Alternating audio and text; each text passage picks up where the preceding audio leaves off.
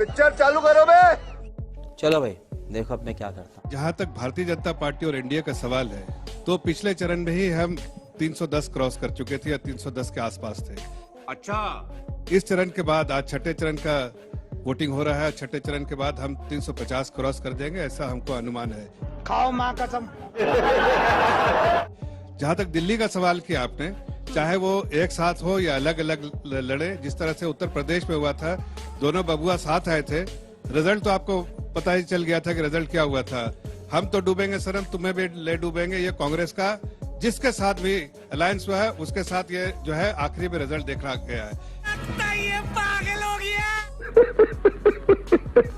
आज देश की जनता देखती है कि देश को मजबूत बनाने वाले प्रधानमंत्री, जिन्होंने पिछले 10 सालों में लोगों को मजबूत किया, देशवासियों को मजबूत किया, देश को मजबूत किया और बाहर पूरे दुनिया में देश का डंका बजवाया। अभी मजा आएगा ना भिड़ो। चलिए शुरू करते हैं। इनकी पार्टी में तकरीबन इस वक्त 150 एमपी ऐसे हैं जो पहले कांग्रेस के एमपी थे और अब इनकी तरफ से अंदर बैठे हुए थे। तो जिनके हाथ मिलाते तो हाथ तो यही मिलाते हैं उनसे, पकड़ पकड़ के लेके जाते हैं। समझ रहे हो? इनका कार्यकर्ता बेचारा इतनी गर्मी में धक्के खा रहा है, लोगों से कहता है भाई वोट दे दो। उसको लगता है कि शायद मुझे कभी जिंदगी में कोई टिकट मिल जाए, मैं किसी की सेवा कर सकूं। लेकिन ये इतने बेरहम है कि दूसरी पार्टी में चुने चुनाए बने बनाए पके पकाए नेता को लेके आते हैं, उसको टिकट देके राज्यसभा से भेज देते हैं, चाहे विधानसभा में भेज देते हैं, चाहे लोकसभा में भेज देते हैं। इतना छोटा पहले कभी नहीं हुआ हो। बात तो सही है। और ऊपर से प्रधानमंत्री जी पहले ही शोर मचा रहे 400 पार 400 पार 400 पार। वो कहता है मेरे वोट की कीमत ही क्या है फिर। उस सब के बावजूद मैं तो दिल्ली के लिए तालियां बजाना चाहता हूं कि इतनी गर्मी में, देखिए भीषण गर्मी है, बुजुर्ग लोग निकल नहीं पा रहे थे, छोटे बच्चे नहीं निकल पाते हैं, बात तो सही है।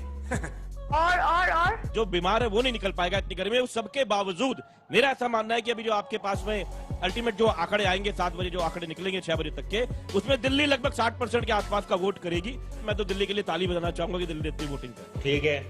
यही नहीं, अभी और सुनिए कि देश के अंदर जो व्यवस्था संविधान ने दी है वो ये है कि अपना एमपी चुनते हैं और एमपी फिर मिलके प्रधानमंत्री को चुनते हैं। प्रधानमंत्री को सीधे चुनने की व्यवस्था हिंदुस्तान में नहीं है, वो अमेरिका के अंदर है।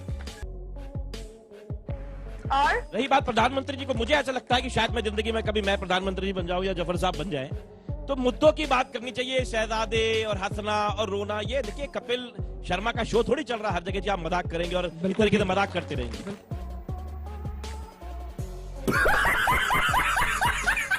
गजब बेइज्जती है। इतनी हल्की भाषा का इस्तेमाल करना, कभी मंगलसूत्र की बात कर देना, मतलब ये मुझे नहीं लगता कि एक प्रधानमंत्री को इस तरह की भाषा का इस्तेमाल करना चाहिए। ठीक वो करते हैं, उनके लोगों को मजा आता है, क्योंकि जो रैली में लोग होते हैं वो उन्हीं की बसों में भर के लाए हुए होते हैं।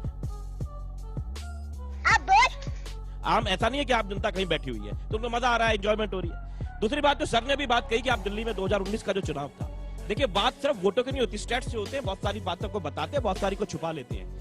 2014 का चुनाव एक आम चुनाव था, लोग कांग्रेस से नाराज थे, उन्होंने वोट दिया, एंटी इनकम्बेंसी का माहौल था, 2014 में मोदी जी की सरकार आ गई। ठीक है।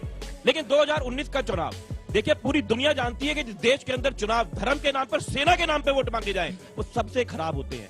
2019 के वोट सेना के नाम पे मांगे गए थे, एक तरफा इनको वोट मिला, जो यूथ का वोट इनके पास में गया, ये इसको अच्छी तरह स्टडी कर ले, वो वोट इन्होंने लिया। झूठ है, झूठ है। अच्छा बात नहीं है।